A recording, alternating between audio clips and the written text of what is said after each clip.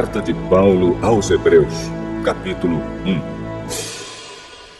Antigamente, por meio dos profetas, Deus falou muitas vezes e de muitas maneiras aos nossos antepassados. Mas nestes últimos tempos, Ele nos falou por meio do seu Filho. Foi Ele quem Deus escolheu para possuir todas as coisas, e foi por meio dele que Deus criou o universo. O Filho brilha com o brilho da glória de Deus e é a perfeita semelhança do próprio Deus. Ele sustenta o universo com a sua palavra poderosa. E depois de ter purificado os seres humanos dos seus pecados, sentou-se no céu, do lado direito de Deus, o Todo-Poderoso. Assim Deus fez com que o Filho fosse superior aos anjos e lhe deu um nome que é superior ao nome deles. Pois Deus nunca disse a nenhum dos seus anjos: "Você é o meu filho, hoje eu me tornei o seu pai." E também não disse a respeito de nenhum anjo: "Eu serei o pai dele, e ele será o meu filho." Porém, quando Deus enviou ao mundo seu primeiro filho, ele disse: "Que todos os anjos de Deus o adorem." A respeito dos anjos, Deus disse: "Deus faz com que os seus anjos se tornem ventos e os seus servidores chamas de fogo." Mas a respeito do Filho, ele disse: "O teu reino, ó Deus, vai durar para todo sempre. Tu governarás o teu povo com justiça. Tu amas o bem e odeias o mal. Foi por isso que Deus, o teu Deus, te escolheu e te deu a alegria de receber uma honra muito maior do que a dos teus companheiros." E as Escrituras também dizem: "Tu, Senhor, no começo criaste a terra, e com as tuas próprias mãos fizeste os céus. A terra e o céu vão acabar, mas tu viverás para sempre. Eles ficarão velhos como roupa. Tu os dobrarás como se dobra um casaco, e serão trocados como se troca de roupa. Mas tu és sempre o mesmo, e a tua vida não tem fim." Deus nunca disse a nenhum dos seus anjos: "Sente-se no meu lado direito, até que eu ponha os seus inimigos como estrado debaixo dos seus pés." Então, o que são os anjos? Todos eles são espíritos que servem a Deus, os quais ele envia para ajudar os que vão receber a salvação.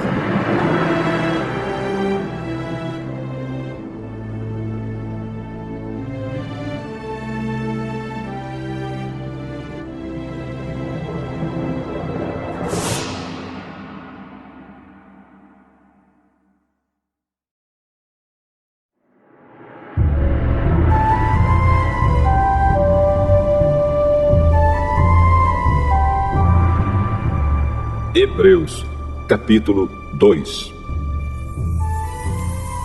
Por isso devemos prestar mais atenção nas verdades que temos ouvido, para não nos desviarmos delas. Não há dúvida de que a mensagem que foi dada por meio dos anjos é verdadeira.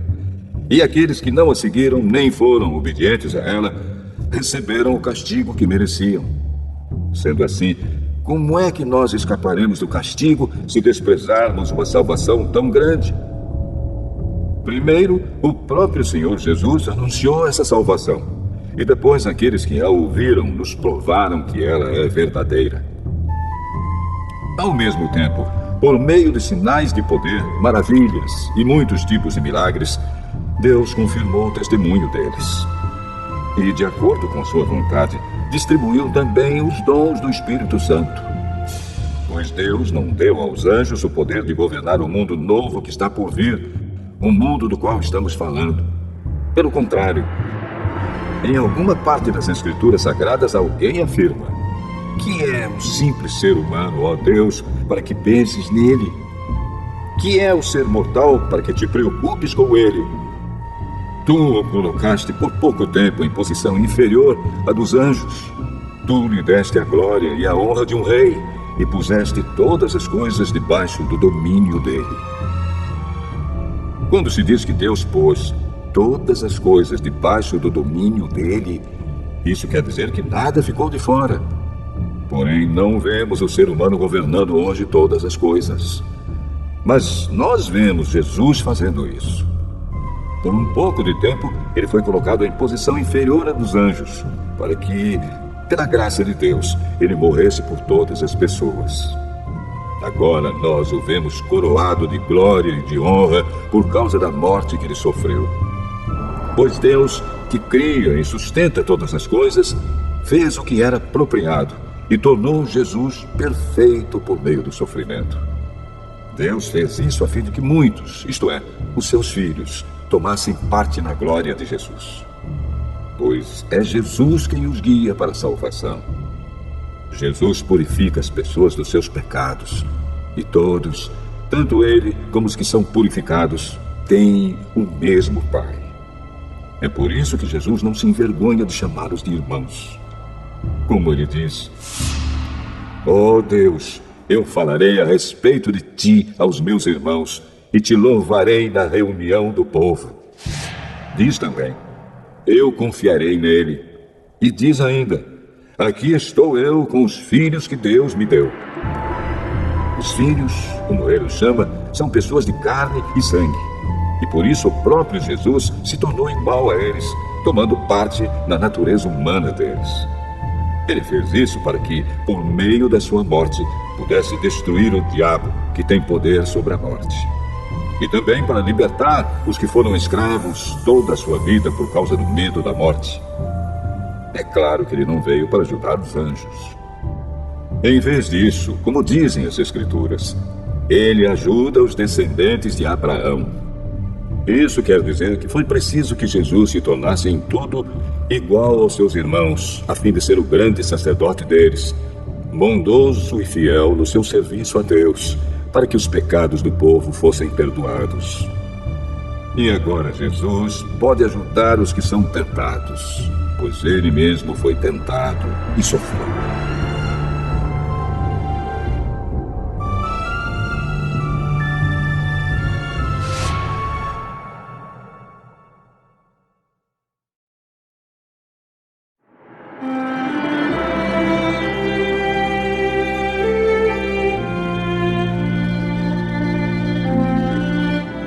Hebreus, capítulo 3.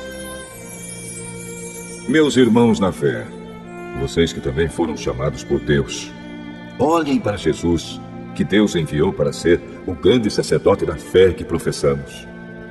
Pois ele foi fiel a Deus, que o escolheu para esse serviço, assim como Moisés foi fiel no seu trabalho em toda a casa de Deus.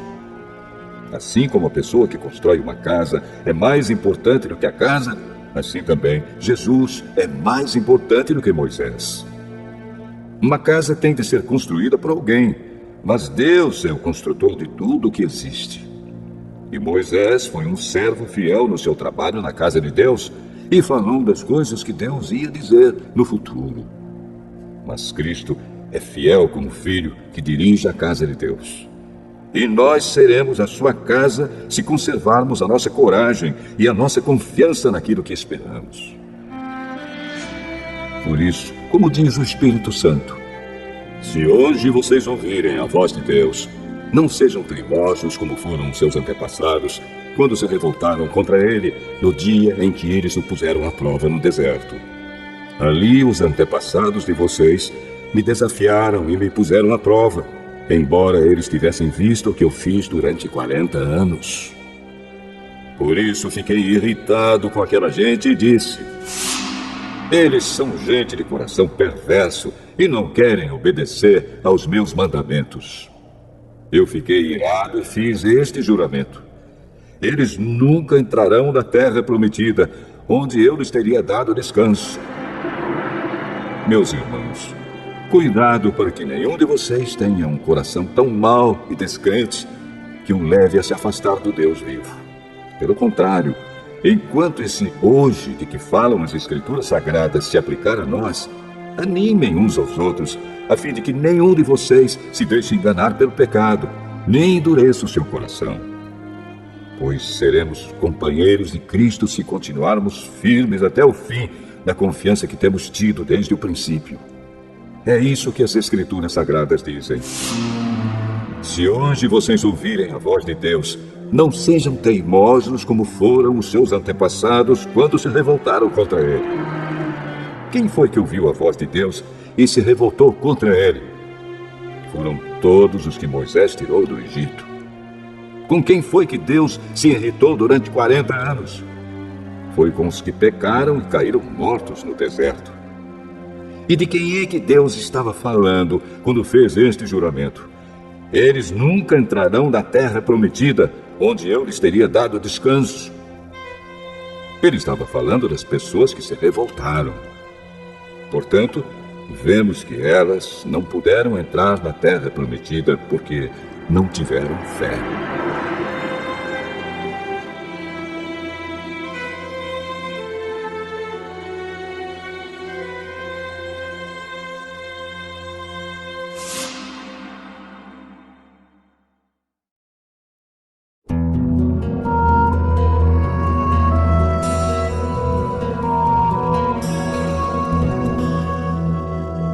Hebreus, capítulo 4.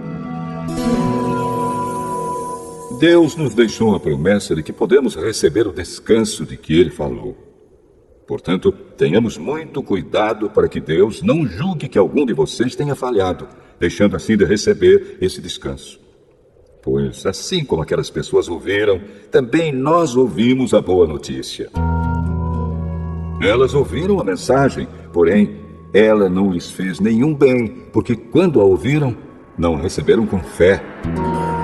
Portanto, nós, os que cremos, recebemos o descanso prometido por Deus, como Ele mesmo disse. Eu fiquei irado e fiz este juramento. Eles nunca entrarão na terra prometida, onde eu lhes teria dado descanso. Ele disse isso, embora o seu trabalho já estivesse terminado, desde o tempo em que havia criado o mundo. Pois a respeito do sétimo dia está escrito o seguinte em alguma parte das Escrituras Sagradas.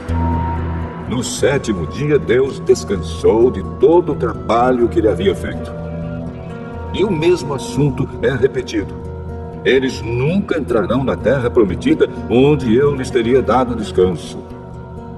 Aqueles que foram os primeiros a ouvir a boa notícia não tiveram fé e por isso não receberam esse descanso.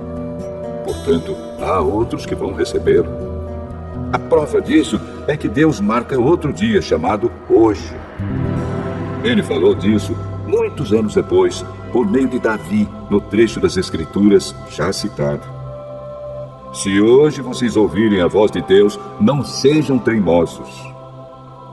Se Josué tivesse dado ao povo esse descanso, Deus não teria falado mais tarde a respeito de outro dia. Assim, ainda fica para o povo de Deus um descanso, como o descanso de Deus no sétimo dia. Porque quem receber o descanso que Deus prometeu, vai descansar de todos os seus trabalhos, assim como Deus descansou dos trabalhos dele.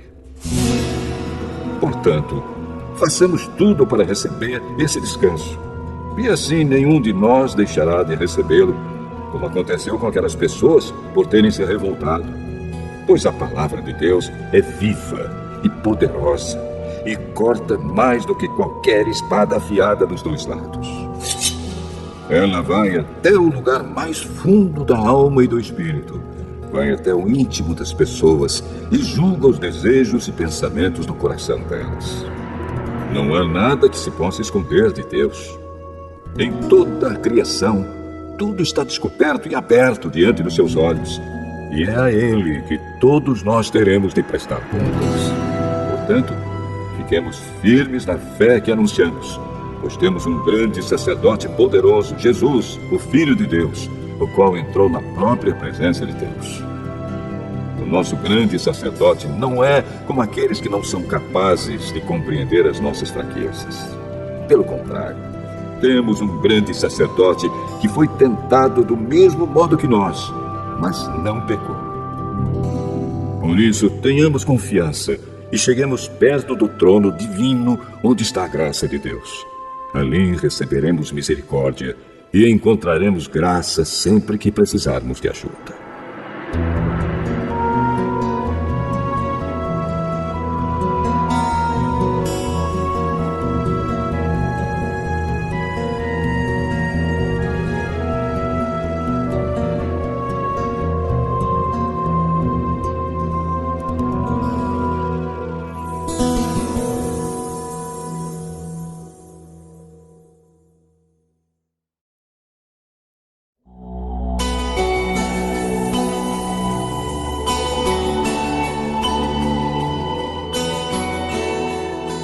Hebreus, capítulo 5. Cada grande sacerdote é escolhido entre os homens e nomeado para servir a Deus em favor do povo, apresentando a Deus ofertas e sacrifícios pelos pecados. Como ele próprio tem as suas fraquezas, pode ter paciência com os ignorantes e com os que cometem erros. E porque ele mesmo é fraco, precisa oferecer sacrifícios não somente pelos pecados do povo, mas também pelos seus próprios pecados. Ninguém escolhe para si mesmo a honra de ser grande sacerdote. É somente pela vontade de Deus que um homem é chamado para ser grande sacerdote, como aconteceu com Arão. Assim também Cristo não tomou para si mesmo a honra de ser grande sacerdote. Foi Deus quem lhe deu essa honra, pois lhe disse: "Você é o meu filho. Hoje eu me tornei o seu pai." Em outro lugar das Escrituras Sagradas, ele também disse: "Você será sacerdote para sempre, na ordem do sacerdócio de Melquisedeque." Durante a sua vida aqui na terra, Cristo, em voz alta e com lágrimas, fez orações e súplicas a Deus que o podia salvar da morte. E as suas orações foram atendidas porque ele era dedicado a Deus. Embora fosse o Filho de Deus, ele aprendeu, por meio dos seus sofrimentos, a ser obediente. E depois de ser aperfeiçoado, ele se tornou a fonte da salvação eterna para todos os que lhe obedecem.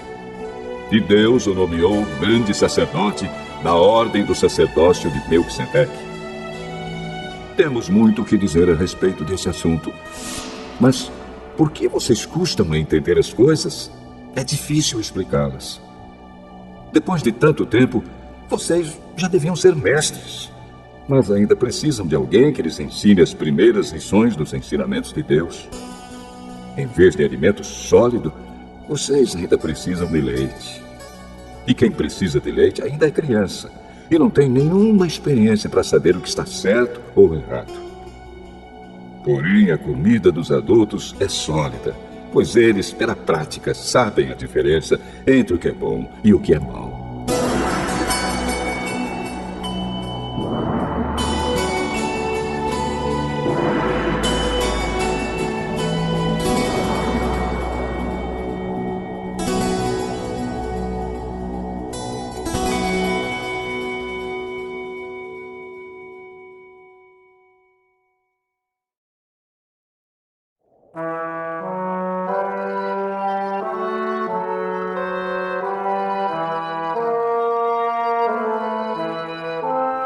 Hebreus, capítulo 6.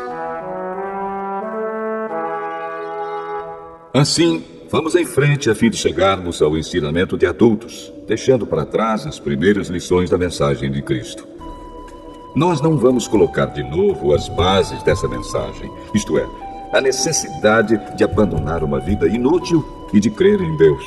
O ensinamento a respeito dos batismos e da cerimônia de pôr as mãos sobre os cristãos, e a ressurreição dos mortos e o julgamento eterno. Vamos em frente. E se Deus quiser, é isso que faremos. Como é que as pessoas que abandonaram a fé podem se arrepender de novo? Elas já estavam na luz de Deus, já haviam experimentado o dom do céu e recebido a sua parte do Espírito Santo.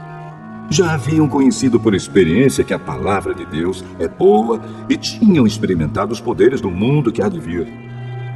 Mas depois abandonaram a fé. É impossível levar essas pessoas a se arrependerem de novo, pois estão crucificando outra vez o Filho de Deus e zombando publicamente dele. Deus abençoa a terra que recebe a chuva, a qual muitas vezes cai sobre ela e produz plantas úteis para aqueles que trabalham nela.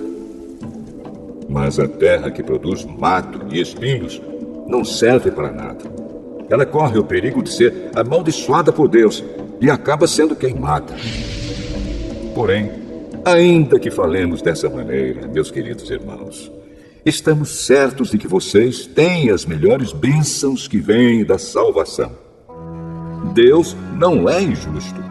Ele não esquece o trabalho que vocês fizeram, nem o amor que lhe mostraram na ajuda que deram e ainda estão dando aos seus irmãos na fé. O nosso profundo desejo é que cada um de vocês continue com entusiasmo até o fim, para que de fato recebam o que esperam. Não queremos que se tornem preguiçosos, mas que sejam como os que creem e têm paciência, para que assim recebam o que Deus prometeu. Deus fez a promessa a Abraão e jurou cumpri-la.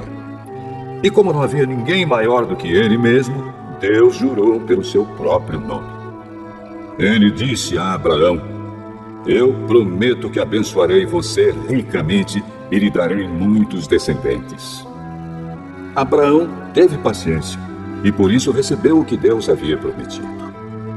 Quando alguém jura, usa o nome de uma pessoa que é maior do que ele e o juramento acaba com qualquer discussão.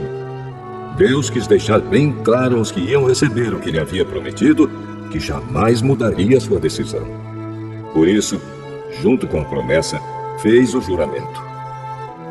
Portanto, há duas coisas que não podem ser mudadas, e a respeito delas, Deus não pode mentir.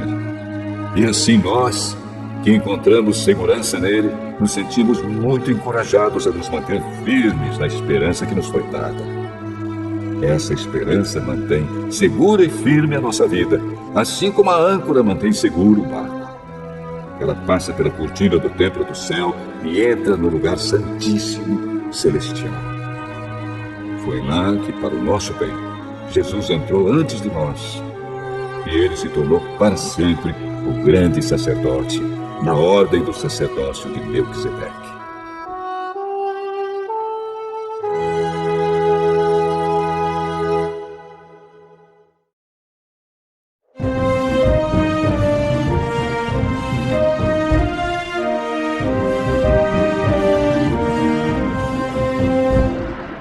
Hebreus, capítulo 7. Esse Melquisedeque era rei da cidade de Salém e sacerdote do Deus Altíssimo. Quando Abraão estava voltando da batalha em que matou os reis, Melquisedeque foi ao encontro dele e o abençoou. Abraão lhe deu a 10ª parte de tudo que ele havia tomado dos inimigos na batalha. O nome de Melquisedeque quer dizer, primeiramente, Rei da Justiça. E porque ele era rei de Salém, o seu nome também quer dizer Rei da Paz. Não se conhece o pai, nem a mãe, nem qualquer antepassado de Melquisedeque. E também não se sabe nada sobre o seu nascimento ou sobre a sua morte. Por ser como filho de Deus, ele continua sacerdote para sempre. Vejam como Melquisedeque era grande. Abraão, o patriarca, lhe deu a 10ª parte de tudo que havia tomado dos inimigos na batalha. Conforme a lei de Moisés, os sacerdotes, que são descendentes de Levi, têm a obrigação de receber do povo a 10ª parte de tudo. Eles recebem dos seus próprios patrícios, embora estes também sejam descendentes de Abraão. Melquisedeque não era descendente de Levi, mas recebeu a 10ª parte daquilo que Abraão havia tomado na batalha e o abençoou. Sim, abençoou o próprio Abraão, que havia recebido as promessas de Deus. Não há dúvida de que aquele que abençoa é mais importante do que aquele que é abençoado. No caso dos sacerdotes, a 10ª parte é recebida por homens que um dia vão morrer. Mas, no caso de Melquisedeque, como dizem as Escrituras Sagradas, a 10ª parte foi recebida por alguém que continua vivo. Portanto, quando Abraão pagou a 10ª parte, Levi, cujos descendentes recebem a 10ª parte, também pagou. Pois Levi não tinha nascido e, por assim dizer, ainda estava no corpo do seu antepassado Abraão quando este se encontrou com Melquisedeque. A lei que o povo de Israel recebeu se baseava no sacerdócio dos levitas. Ora, se o trabalho dos sacerdotes levitas tivesse sido perfeito, não haveria necessidade de aparecer outro tipo de sacerdote da ordem do sacerdócio de Melquisedeque e não da ordem de Arão. Pois quando se muda o sacerdócio, a lei também precisa ser mudada. E o nosso Senhor Jesus, a respeito de quem são ditas essas coisas, pertencia a outra tribo. E nenhum membro dessa tribo jamais serviu como sacerdote. É sabido que, por nascimento, Jesus, o nosso Senhor, pertencia à tribo de Judá. E Moisés não disse nada dessa tribo quando falou a respeito de sacerdotes. E tudo isso se torna bem mais claro, pois surgiu um sacerdote diferente, parecido com Melquisedeque. Ele não foi feito sacerdote pelas leis ou regras humanas, porém se tornou sacerdote por meio do poder de uma vida que não tem fim. Porque as Escrituras Sagradas dizem: você será sacerdote para sempre, na ordem do sacerdócio de Melquisedeque.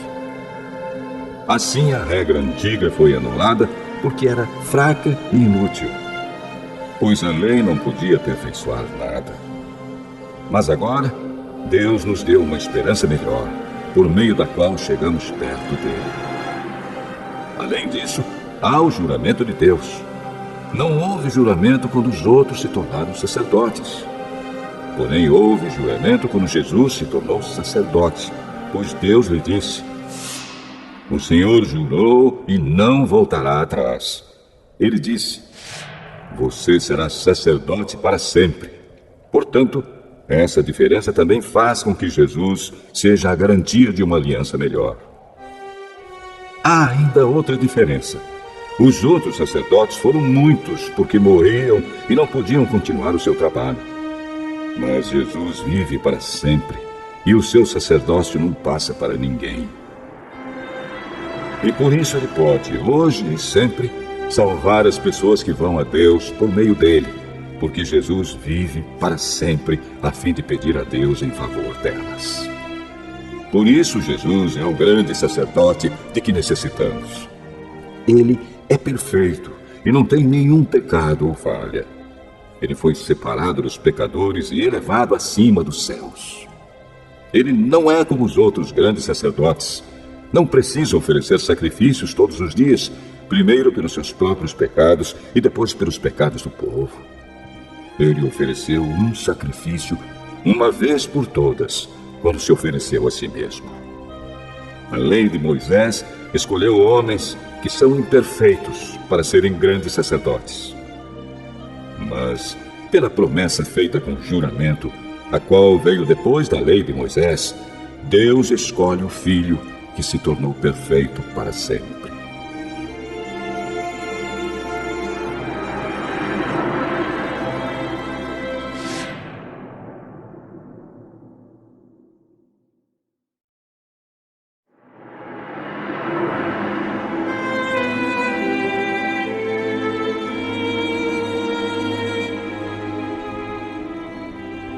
Hebreus, capítulo 8.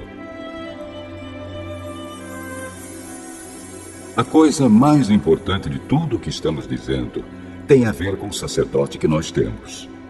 Ele é o grande sacerdote que está sentado no céu, do lado direito do trono de Deus, o Todo-Poderoso. Ele faz o seu serviço no lugar santíssimo, na verdadeira tenda, que foi armada pelo Senhor e não por seres humanos. Todo grande sacerdote é escolhido para apresentar a Deus as ofertas e os sacrifícios de animais. E por isso, é necessário que o nosso grande sacerdote tenha também alguma coisa para oferecer. Se ele estivesse na terra, não seria sacerdote, pois existem sacerdotes que apresentam as ofertas de acordo com a lei de Moisés. O trabalho que esses sacerdotes fazem é, de fato, somente uma cópia e uma sombra do que está no céu. Foi isso que aconteceu quando Deus falou com Moisés. Quando Moisés estava para construir a tenda, Deus disse: tenha cuidado para fazer tudo de acordo com o modelo que eu lhe mostrei no monte.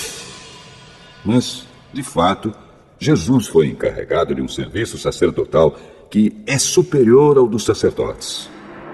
Pois a aliança que ele conseguiu é melhor, porque ela se baseia em promessas de coisas melhores.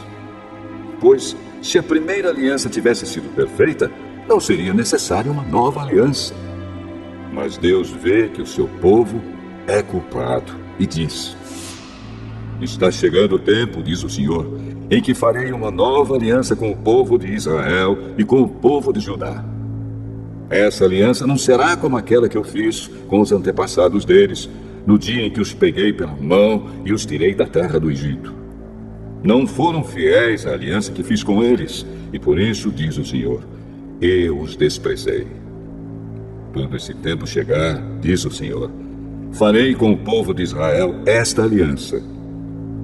Eu porei as minhas leis na mente deles, e no coração deles as escreverei.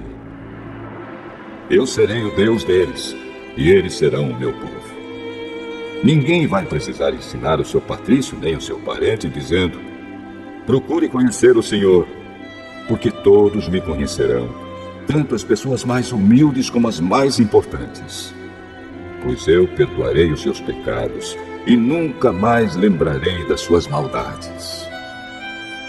E quando Deus fala da nova aliança, é porque ele já tornou velha a primeira. E o que está ficando velho e gasto vai desaparecer logo.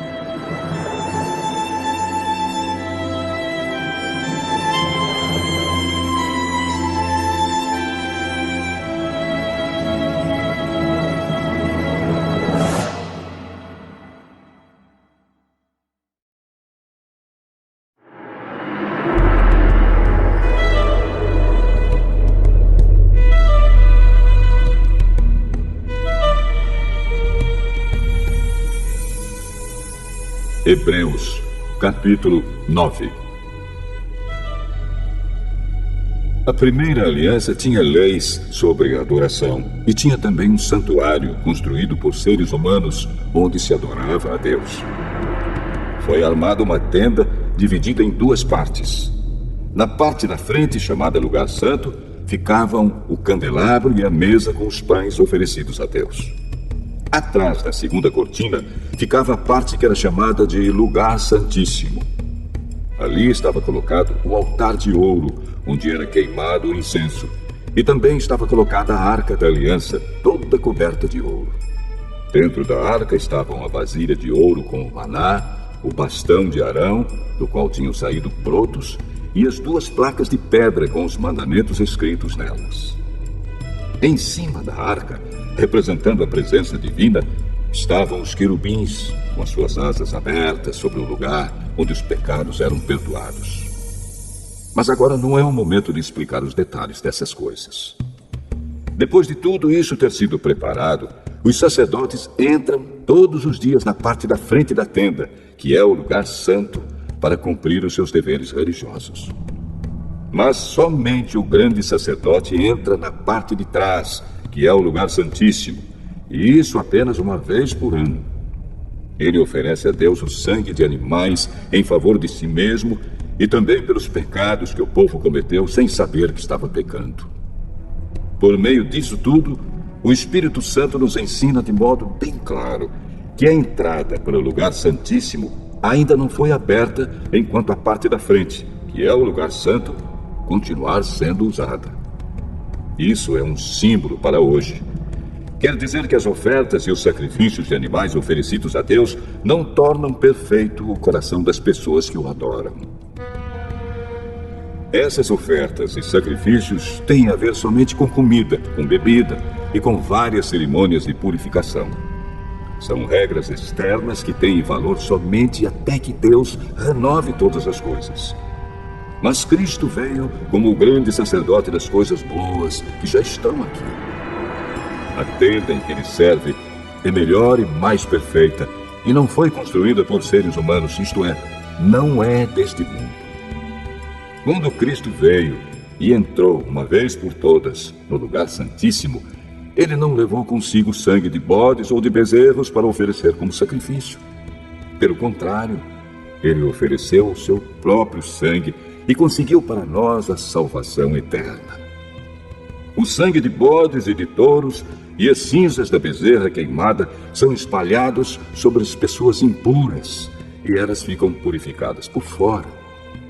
Se isso é assim, imagine então quanto maior ainda é o poder do sangue de Cristo. Por meio do Espírito Eterno, ele se ofereceu a si mesmo a Deus como sacrifício sem defeito. E o seu sangue nos purifica por dentro, tirando as nossas culpas. Assim podemos servir ao Deus vivo, pois já não praticamos cerimônias que não valem nada. Portanto, é Cristo quem consegue fazer uma nova aliança, para que os que foram chamados por Deus possam receber as bênçãos eternas que o próprio Deus prometeu. Isso pode ser feito porque houve uma morte que livrou as pessoas dos pecados que praticaram enquanto a primeira aliança estava em vigor. Onde há um testamento, é necessário provar que a pessoa que o fez já morreu. Pois o testamento não vale nada enquanto estiver vivo quem o fez. Só depois da morte dessa pessoa é que o testamento tem valor. É por isso que a primeira aliança entrou em vigor somente com o uso do sangue de animais. Em primeiro lugar, Moisés anunciou ao povo todos os mandamentos conforme estavam na lei. Depois pegou o sangue dos bezerros e dos bodes, misturou com água e borrifou o livro da lei e todo o povo, usando lã tingida de vermelho e isopo. Então disse: Este é o sangue que sela a aliança que Deus mandou vocês obedecerem. Da mesma forma, Moisés também borrifou sangue sobre a tenda e sobre todos os objetos usados na adoração. De fato, de acordo com a lei, quase tudo é purificado com sangue. E não havendo derramamento de sangue, não há perdão de pecados. Essas coisas, que eram cópias das realidades celestiais, deviam ser purificadas desse modo. Mas as próprias coisas celestiais exigem sacrifícios bem melhores. Cristo não entrou no lugar santo feito por seres humanos, que é a cópia do verdadeiro lugar. Ele entrou no próprio céu, onde agora aparece na presença de Deus para pedir em nosso favor. O grande sacerdote entra, todos os anos, no lugar santíssimo, levando consigo o sangue de um animal. Porém, Cristo não entrou para se oferecer muitas vezes. Se fosse assim, ele teria de sofrer muitas vezes desde a criação do mundo. Pelo contrário, uma vez por todas ele apareceu agora, quando os tempos estão chegando ao fim, para tirar os pecados por meio do sacrifício de si mesmo.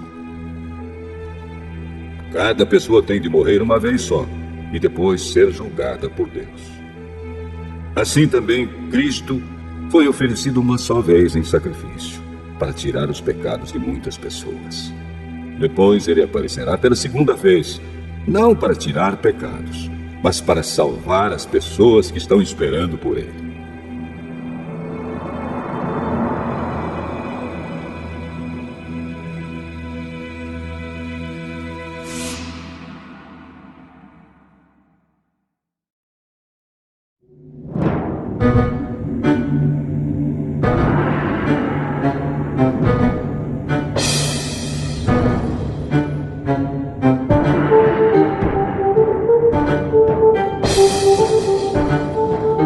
Hebreus, capítulo 10. A lei dada por Moisés não é um modelo completo e fiel das coisas verdadeiras.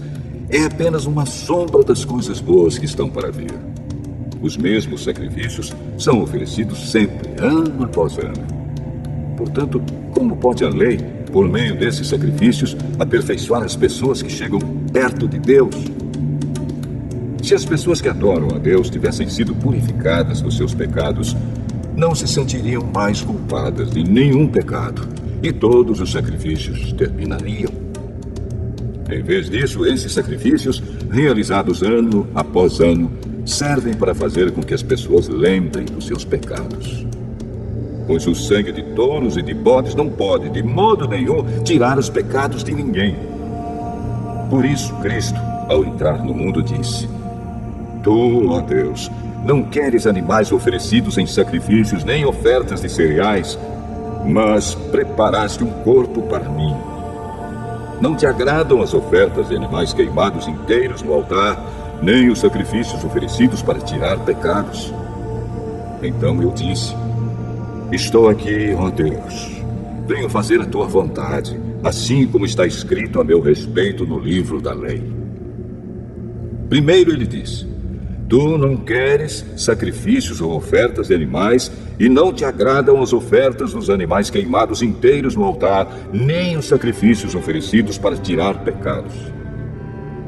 Ele disse isso embora todos os sacrifícios sejam oferecidos de acordo com a lei. Depois ele disse: estou aqui, ó Deus, para fazer a tua vontade.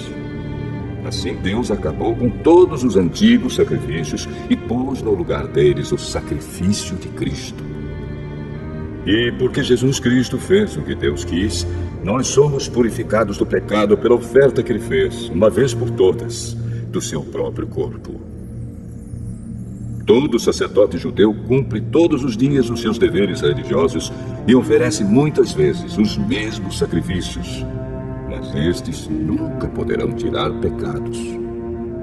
Porém, Jesus Cristo ofereceu só um sacrifício para tirar pecados, uma oferta que vale para sempre, e depois sentou-se do lado direito de Deus. Ali, Jesus está esperando até que Deus ponha os seus inimigos como estrado debaixo dos pés dele. Assim, com um sacrifício só, ele aperfeiçoou para sempre os que são purificados do pecado. E o Espírito Santo também nos dá o seu testemunho sobre isso. Primeiro ele diz: quando esse tempo chegar, diz o Senhor, eu farei com o povo de Israel esta aliança. Porei as minhas leis no coração deles e na mente deles as escreverei. Depois ele diz: não lembrarei mais dos seus pecados nem das suas maldades. Assim, quando os pecados são perdoados, já não há mais necessidade de oferta para tirá-los. Por isso, irmãos, por causa da morte de Jesus na cruz, nós temos completa liberdade de entrar no lugar santíssimo. Por meio da cortina, isto é, por meio do seu próprio corpo, ele nos abriu um caminho novo e vivo. Nós temos um grande sacerdote para dirigir a casa de Deus. Portanto, cheguemos perto de Deus com um coração sincero e uma fé firme, com a consciência limpa das nossas culpas e com o corpo lavado com a água pura. Guardemos firmemente a esperança da fé que professamos, pois podemos confiar que Deus cumprirá as suas promessas. Pensemos uns nos outros, a fim de ajudarmos todos a terem mais amor e a fazerem o bem. Não abandonemos, como alguns estão fazendo, o costume de assistir às nossas reuniões. Pelo contrário, animemos uns aos outros, e ainda mais agora que vocês veem que o dia está chegando. Pois, se continuarmos a pecar de propósito, depois de conhecer a verdade, já não há mais sacrifício que possa tirar os nossos pecados. Pelo contrário, resta apenas o medo do que acontecerá. Medo do julgamento e do fogo violento que destruirá os que são contra Deus. Quem desobedece à lei de Moisés é condenado sem dó à morte, se for julgado culpado depois de ouvido o testemunho de 2 pessoas, pelo menos. Então, o que será que vai acontecer com os que desprezam o Filho de Deus e consideram como coisas sem valor o sangue da aliança de Deus que os purificou? E o que acontecerá com quem insulta o Espírito de Deus que o ama? Imaginem como será pior ainda o castigo que essa pessoa vai merecer. Pois sabemos quem foi que disse: eu me vingarei, eu acertarei contas com eles. E quem também disse: o Senhor julgará o seu povo. Que coisa terrível é cair nas mãos do Deus vivo. Lembrem do que aconteceu no passado. Naqueles dias, depois que a luz de Deus os iluminou, vocês sofreram muitas coisas, mas não foram vencidos na luta. Alguns foram insultados e maltratados publicamente, e em outras ocasiões vocês estavam prontos para tomar parte no sofrimento dos que foram tratados assim. Vocês participaram do sofrimento dos prisioneiros. E quando tudo que vocês tinham foi tirado, vocês suportaram isso com alegria, porque sabiam que possuíam uma coisa muito melhor, que dura para sempre. Portanto, não percam a coragem, pois ela traz uma grande recompensa. Vocês precisam ter paciência para poder fazer a vontade de Deus e receber o que Ele promete. Pois, como Ele diz nas Escrituras Sagradas, um pouco mais de tempo, um pouco mesmo, e virá aquele que tem de vir. Ele não vai demorar. E todos aqueles que eu aceito terão fé em mim e viverão. Mas, se uma pessoa voltar atrás, eu não ficarei contente com ela. Nós não somos gente que volta atrás e se perde. Pelo contrário, temos fé e somos salvos.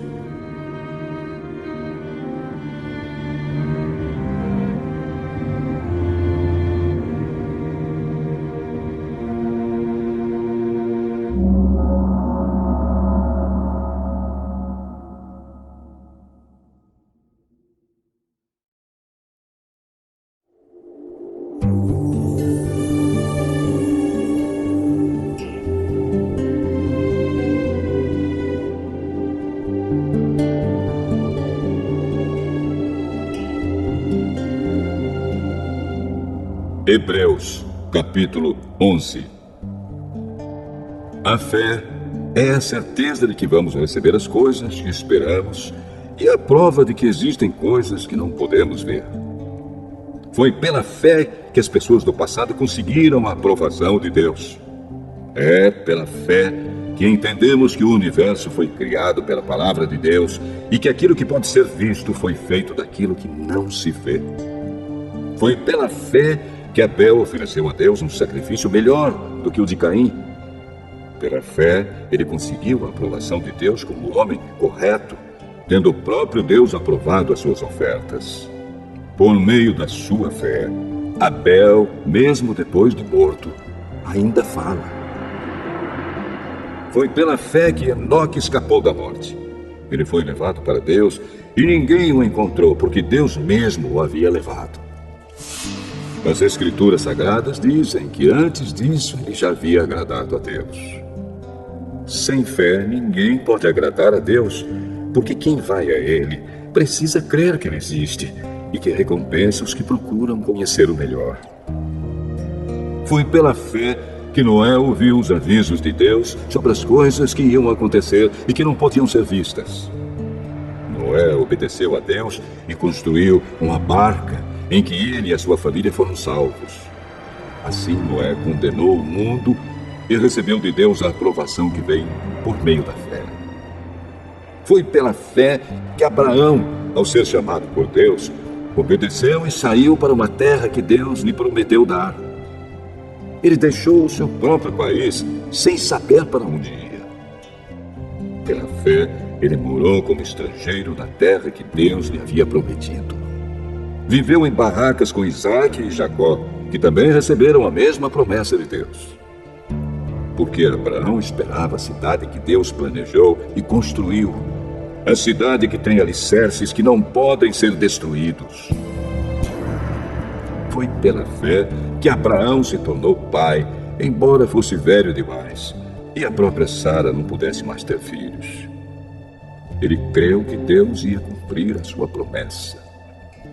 Assim, de um só homem, que estava praticamente morto, nasceram tantos descendentes como as estrelas do céu, tão numerosos como os grãos de areia da praia do mar. Todos esses morreram cheios de fé. Não receberam as coisas que Deus tinha prometido, mas as viram de longe e ficaram contentes por causa delas. E declararam que eram estrangeiros e refugiados de passagem por este mundo. E aqueles que dizem isso mostram bem claro que estão procurando uma pátria para si mesmos. Não ficaram pensando em voltar para a terra de onde tinham saído. Se quisessem, teriam a oportunidade de voltar. Mas, pelo contrário, estavam procurando uma pátria melhor, a pátria celestial. E Deus não se envergonha de ser chamado de o Deus deles, porque Ele mesmo preparou uma cidade para eles. Foi pela fé que Abraão, quando Deus o quis pôr à prova, ofereceu seu filho Isaque em sacrifício. Deus tinha prometido muitos descendentes a Abraão, Mas mesmo assim ele estava pronto para oferecer o seu único filho em sacrifício. Deus lhe tinha dito: por meio de Isaque é que você terá descendentes. Abraão reconhecia que Deus era capaz de ressuscitar Isaque. E por assim dizer, Abraão tornou a receber da morte o seu filho Isaque. Foi pela fé que Isaque prometeu bênçãos para o futuro a Jacó e a Esaú. Foi pela fé que Jacó, pouco antes de morrer, abençoou os filhos de José. Ele se apoiou na sua bengala e adorou a Deus. Foi pela fé que José, quando estava para morrer, falou da saída dos israelitas do Egito e deu ordens sobre o que deveria ser feito com seu corpo. Foi pela fé que os pais de Moisés, quando ele nasceu, o esconderam durante 3 meses. Eles viram que o menino era bonito e não tiveram medo de desobedecer a ordem do rei. Foi pela fé que Moisés, quando já era adulto, não quis ser chamado de filho da filha de Faraó. Ele preferiu sofrer com o povo de Deus, em vez de gozar, por pouco tempo, os prazeres do pecado. Ele achou que era muito melhor sofrer o desprezo por causa do Messias do que possuir todos os tesouros do Egito. É que ele tinha os olhos fixos na recompensa futura. Foi pela fé que Moisés saiu do Egito, sem ter medo da raiva do rei, e continuou firme, como se estivesse vendo o Deus invisível. Pela fé, Moisés começou o costume de celebrar a Páscoa e mandou marcar com sangue as portas das casas dos israelitas para que o anjo da morte não matasse os filhos mais velhos deles. Foi pela fé que os israelitas atravessaram o Mar Vermelho como se fosse terra seca. E quando os egípcios tentaram atravessar, o mar os engoliu. Foi pela fé que caíram as muralhas de Jericó, depois que os israelitas marcharam em volta delas durante 7 dias. Foi pela fé que Raabe, a prostituta, não morreu com os que tinham desobedecido a Deus, pois ela havia recebido bem os espiões israelitas. O que mais posso dizer? O tempo é pouco para falar de Gideão, de Baraque, de Sansão, de Jefté, de Davi, de Samuel e dos profetas. Pela fé, eles lutaram contra nações inteiras e venceram. Fizeram o que era correto e receberam o que Deus lhes havia prometido. Fecharam a boca de leões, apagaram incêndios terríveis e escaparam de serem mortos à espada. Eram fracos, mas se tornaram fortes. Foram poderosos na guerra e venceram exércitos estrangeiros. Pela fé, mulheres receberam de volta seus mortos, que ressuscitaram. Outros foram torturados até a morte. Eles recusaram ser postos em liberdade a fim de ressuscitar para uma vida melhor. Alguns foram insultados e surrados, e outros acorrentados e jogados na cadeia. Outros foram mortos a pedradas, outros serrados pelo meio, e outros mortos à espada. Andaram de um lado para outro vestidos de peles de ovelhas e de cabras. Eram pobres, perseguidos e maltratados. Andaram como refugiados pelos desertos e montes, vivendo em cavernas e em buracos na terra. O mundo não era digno deles. Porque creram, todas essas pessoas foram aprovadas por Deus, mas não receberam o que ele havia prometido. Pois Deus tinha preparado um plano ainda melhor para nós, a fim de que somente conosco elas fossem aperfeiçoadas.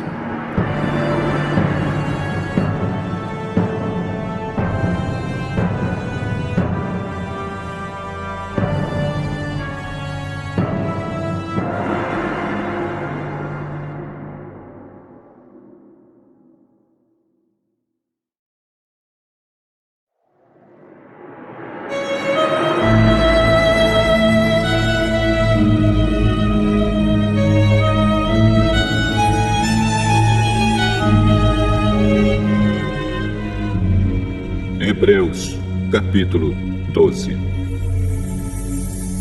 Assim, nós temos essa grande multidão de testemunhas ao nosso redor.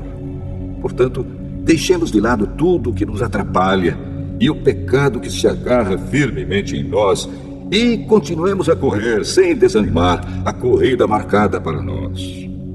Conservemos os nossos olhos fixos em Jesus, pois é por meio dele que a nossa fé começa, e é ele quem aperfeiçoa essa fé.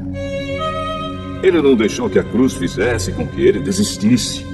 Pelo contrário, por causa da alegria que lhe foi prometida, ele não se importou com a humilhação de morrer na cruz e agora está sentado do lado direito do trono de Deus. Pensem no sofrimento dele e como suportou com paciência o ódio dos pecadores. Assim vocês não desanimem, nem desistam, porque na luta contra o pecado vocês ainda não tiveram de combater até a morte.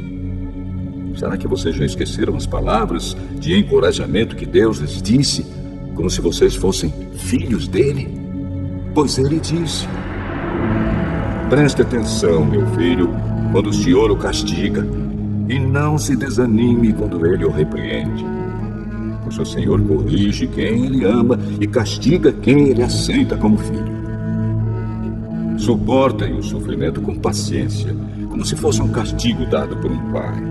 Pois o sofrimento de vocês mostra que Deus os está tratando como seus filhos. Será que existe algum filho que nunca foi corrigido pelo pai?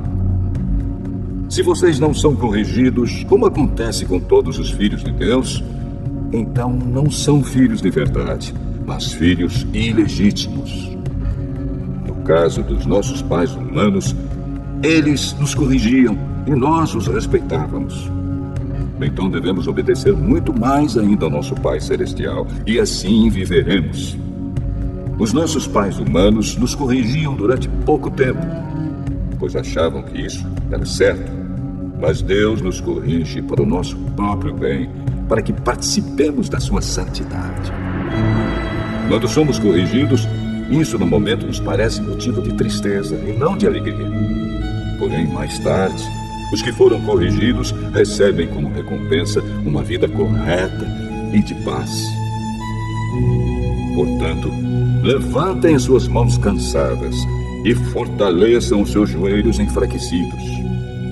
Andem por caminhos aplanados para que o pé aleijado não manque, mas seja curado. Procurem ter paz com todos e se esforcem para viver uma vida completamente dedicada ao Senhor, pois sem isso ninguém o verá. Tomem cuidado para que ninguém abandone a graça de Deus.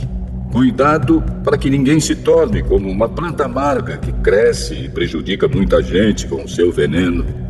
E tomem cuidado também para que ninguém se torne imoral ou perca o respeito pelas coisas sagradas, como Esaú, que por causa de um prato de comida vendeu seus direitos de filho mais velho. Como vocês sabem, depois ele quis receber a bênção do seu pai. Mas foi rejeitado porque não encontrou um modo de mudar o que havia feito, embora procurasse fazer isso até mesmo com lágrimas. Vocês não foram como o povo de Israel. Vocês não chegaram perto de alguma coisa que se pode tocar, como o Monte Sinai com seu fogo destruidor, a escuridão e as trevas, a tempestade, o barulho de trombeta e o som de uma voz. Quando os israelitas ouviram a voz, pediram que ela não dissesse mais nada, pois eles não podiam suportar a ordem que dizia: até um animal, se tocar o monte, deverá ser morto a pedradas. O que estavam vendo era tão terrível que Moisés disse: estou tremendo de medo. Pelo contrário, vocês chegaram ao Monte Sião e à cidade do Deus vivo, a Jerusalém celestial com seus milhares de anjos. Vocês chegaram à reunião alegre dos filhos mais velhos de Deus, isto é, daqueles que têm o nome deles escrito no céu.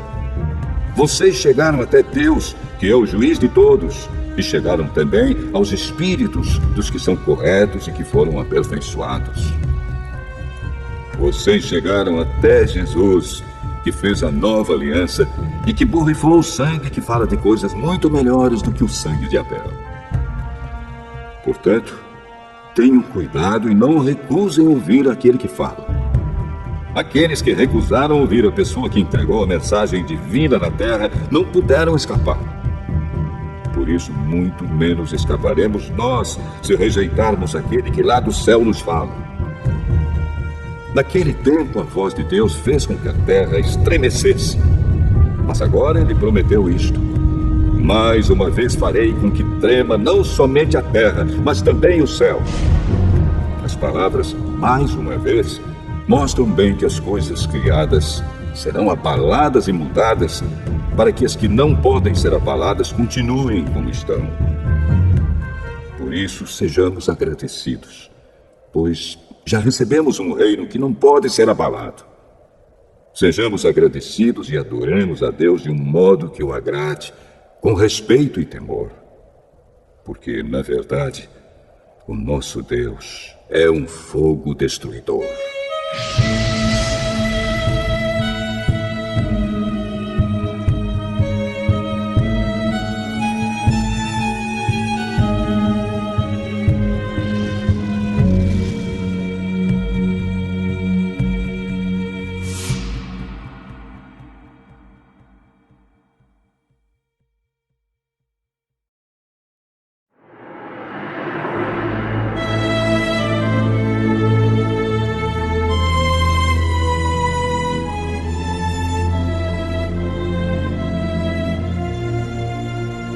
Hebreus, capítulo 13. Continuem a amar uns aos outros como irmãos em Cristo. Não deixem de receber bem aqueles que vêm à casa de vocês, pois alguns que foram hospitaleiros receberam anjos sem saber. Lembrem dos presos, como se vocês estivessem na cadeia com eles. Lembrem dos que sofrem, como se vocês estivessem sofrendo com eles. Que o casamento seja respeitado por todos e que os maridos e as esposas sejam fiéis um ao outro. Deus julgará os imorais e os que cometem adultério. Não se deixem dominar pelo amor ao dinheiro e fiquem satisfeitos com o que vocês têm, pois Deus disse: eu nunca os deixarei e jamais os abandonarei. Portanto, sejamos corajosos e afirmemos: o Senhor é quem me ajuda e eu não tenho medo. Que mal pode alguém me fazer? Lembrem dos seus primeiros líderes espirituais que anunciaram a mensagem de Deus a vocês. Pensem como eles viveram e morreram e imitem a fé que eles tinham. Jesus Cristo é o mesmo ontem, hoje e sempre. Não se deixem levar por ensinamentos diferentes e estranhos que tiram vocês do caminho certo. É bom sermos espiritualmente fortes por meio da graça de Deus e não por meio da obediência a regras sobre alimentos, pois os que obedecem a essas regras não têm sido ajudados por elas. Os sacerdotes que servem no templo não têm o direito de comer do sacrifício que é oferecido sobre o nosso altar. O grande sacerdote leva o sangue de animais para dentro do lugar santíssimo, a fim de oferecê-lo como sacrifício pelos pecados. Mas os corpos dos animais são queimados fora do acampamento. Por isso Jesus também morreu fora da cidade de Jerusalém para, com o seu próprio sangue, purificar o povo dos seus pecados. Portanto, vamos para perto de Jesus, fora do acampamento, e soframos a mesma desonra que ele sofreu. Porque neste mundo não temos nenhuma cidade que dure para sempre. Pelo contrário, procuramos a cidade que virá depois. Por isso, por meio de Jesus Cristo, ofereçamos sempre louvor a Deus. Esse louvor é o sacrifício que apresentamos, a oferta que é dada por lábios que confessam a sua fé nele. Não deixem de fazer o bem e de ajudar uns aos outros, pois são esses os sacrifícios que agradam a Deus. Obedeçam aos seus líderes e sigam as suas ordens, pois eles cuidam sempre das necessidades espirituais de vocês, porque sabem que vão prestar contas disso a Deus. Se vocês obedecerem, Eles farão o trabalho com alegria. Mas, se vocês não obedecerem, eles trabalharão com tristeza. E isso não ajudará vocês em nada. Continuem a orar por nós. Temos certeza de que a nossa consciência está limpa, pois sempre queremos fazer o que é correto. E peço a vocês, de modo todo especial, que orem para que Deus me mande de volta a vocês o mais depressa possível. Deus ressuscitou o nosso Senhor Jesus, que por causa da sua morte na cruz, é o grande pastor do rebanho. E é por meio do sangue de Jesus que a aliança eterna é selada. Que o Deus de paz lhes dê tudo de bom que vocês precisam para fazer a sua vontade. E que Ele, por meio de Jesus Cristo, faça em nós tudo o que lhe agrada. E a Cristo seja dada a glória para todo sempre. Amém. Meus irmãos, peço que escutem com paciência essas palavras de ânimo, pois esta carta que escrevi não é muito longa. Quero que saibam que o nosso irmão Timóteo já saiu da cadeia. Se ele vier logo, eu o levarei comigo quando for ver vocês. Saudações a todos os líderes da igreja daí e a todo o povo de Deus. Os irmãos da Itália também mandam saudações a vocês. Que a graça de Deus esteja com todos vocês.